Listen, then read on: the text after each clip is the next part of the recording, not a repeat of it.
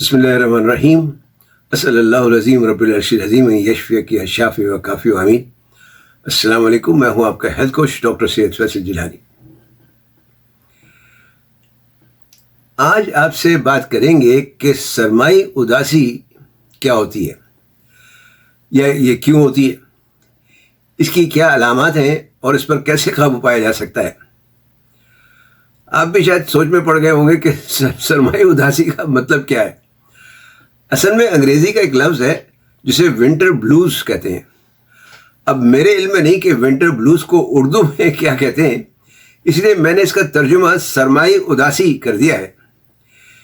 ये कोई मुस्तकिल बीमारी नहीं बल्कि आर्जी किस्म की बीमारी है जो सर्द इलाकों के रहने वालों में पैदा होती है। यानी मौसम सरमा की वजह से इनकी तबीयत पर उदासी सी छा जाती है, थकन और सुस्ती चढ़ी रहती है। अगर इसके बारे में इल्म ना हो तो समझ नहीं आता कि तबीयत क्यों उदास है। मौसम सरमा की इस उदास कैफियत को मैं सरमाई उदासी कहता हूँ। इसका शुमार मौसमी बीमारियों में किया जाता है जिन्हें अंग्रेजी में सीजनल अफेक्टिव डिसऑर्डर्स यानी शॉर्ट फॉर्म में SAD कहा जाता है। बिल्कुल ऐसे ही जैसे नज़ला, जुकाम, खांसी या फ्लू वगैरह होते हैं। अब देखते हैं कि इसकी क्या अलामात हैं, लेकिन बात शुरू करने से पहले आपसे दरख्वास्त है कि सेहत और तंदुरुस्ती के बारे में नई नई मालूमात हासिल करने के लिए चैनल सब्सक्राइब करके बेल आइकन पर क्लिक करना ना भूलें ताकि आपको आने वाली वीडियोस की बर वक्त इत्तला मिल सके। सरमाई उदासी की 5 बुनियादी अलामात हैं। पहली, हर वक्त थकन और सुस्ती। दूसरी, बेदिली और बेख्याली या तवज्जो में कमी। तीसरी, भूख न लगना या कम हो जाना। चौथी, बेवक्त नींद आना। और 5वीं, हर वक्त तबीयत पर उदासी छाए रहना, किसी चीज़ में दिल न लगना। इसलिए अगर मौसम सर्द हो और आप इस किस्म की अलामत से दो चार हों तो इस बात का कभी इम्कान है कि आप सरमाई उदासी में मुब्तला हो चुके हैं। सवाल यह है कि सरमाई उदासी क्यों पैदा होती है। तो इसकी 3 बुनियादी वजूहात बयान की जाती हैं। एक तो सूरज की रोशनी में कमी, यानी सर्दियों में दिन तो वैसे ही छोटे होते हैं। दूसरे ज़्यादातर बादल छाए रहते हैं, इसलिए सूरज की जो रोशनी है वो कम मिलती है। कुदरती रोशनी में कमी की वजह से जिस्मानी निज़ाम औकात जिसे कहते हैं, यानी बॉडीज़ इंटरनल क्लॉक जो होती है और जो मूड कंट्रोल करने वाली हार्मोन्स होती हैं जैसे सेरोटोनिन वगैरह, उसकी मिकदार मुतासर हो जाती है। दूसरा, सर्दी खुद भी एक वजह है, इसलिए कि सर्दी की वजह से लोग जो है घर के अंदर रहना ज़्यादा पसंद करते हैं, ज़्यादा भाग दौड़, खेल कूद या वर्जिश वगैरह से गुरेज करते हैं, जिसके नतीजे में सुस्ती और आलकसी बढ़ जाती है। तीसरी वजह है सर्दियों की छुट्टियां। जी हाँ, सर्दियों की छुट्टियां भी वजह हो सकती हैं, इसलिए कि आम तौर पर सर्दियों में कुछ दिनों के लिए तालीमी अदारे वगैरह बंद हो जाते हैं और बाज़ दफातर भी कुछ अर्से के लिए बंद हो जाते हैं, 1 हफ्ते के लिए, 10 दिन के लिए। ऐसे तलबा और लोग जो छुट्टियां गुजार कर आते हैं काम पर वापस, उनका पढ़ाई में या काम पर दिल नहीं लगता, इन्हें और ज़्यादा अकेलापन महसूस होने लगता है जो इनकी उदासी में मज़ीद इजाफा कर देता है। अब सवाल यह है कि इसे कैसे दूर किया जा सकता है या इस पर कैसे काबू पाया जा सकता है। तो इसके लिए सबसे पहले तो ज़्यादा से ज़्यादा कुदरती रोशनी में रहने की कोशिश करें। अगर बादल वगैरह भी छाए हों तब भी अपना कोशिश करें कि घर से बाहर वक्त गुजारें ताकि खुली दिन की रोशनी मिले। फिर खिड़कियों से पर्दे या ब्लाइंड वगैरह जो है वो हटा कर रखें अगर आप घर में हैं, ताकि घर रोशन रहे।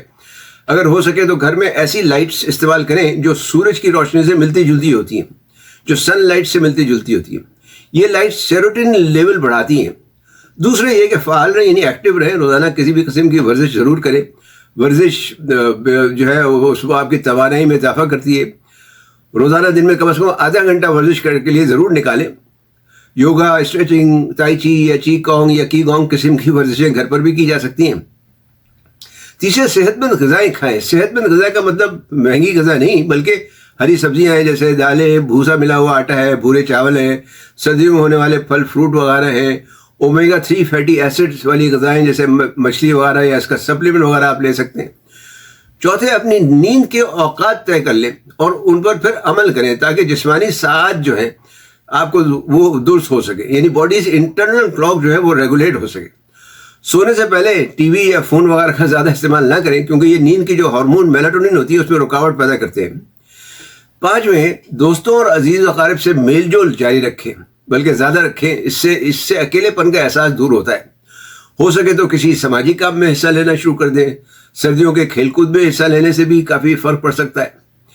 چھٹے، جسمانی اور ذہنی سکون حاصل کرنے والی مشقیں کرنے کی کوشش کریں، مثلا مراقبہ ہے، سانس یا ارتکاز توجہ وغیرہ کی مشقیں ہیں۔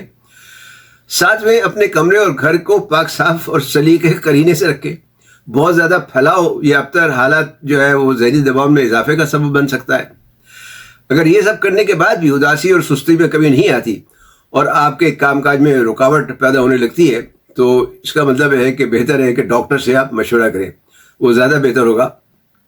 ویسے اس کا ایک اور بھی علاج ہوتا ہے جسے انگریزی میں کوگنیٹو بیہیویئرل تھراپی کہتے ہیں، شارٹ فارم میں CBT کہتے ہیں۔ CBT کے ماہرین سے بھی آپ رابطہ کر سکتے ہیں۔ خلاصہ یہ ہے کہ سرمائی اداسی ایک موسمی بیماری ہے جو عام طور پر سردیوں میں زیادہ ہوتی ہے۔